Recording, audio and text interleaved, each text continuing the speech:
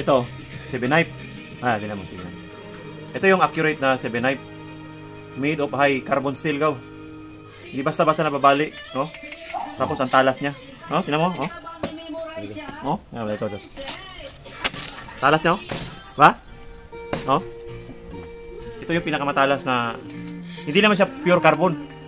High on carbon lang siya. Kasi kung pure carbon, madali siya makrack.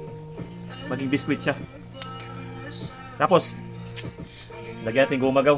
Guma, ha? Kita mo? Saksak mo dito sa kawayan. Wala na, kalimutan mo na yung hagdanan, akyatin mo pa. Tapos dala ka ng lagari, pruning sir. Wala yun.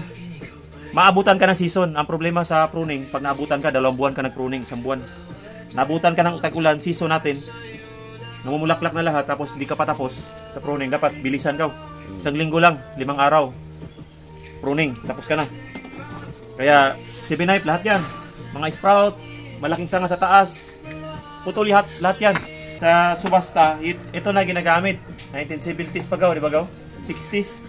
Mga plantasyon, ito na ginagamit. Matagal na to introduce. Dala ng mga... So, drop. Oh, drop na siya. Putol. So, drop. Oh. Lahat ng mga drop. Yun ang unahin natin.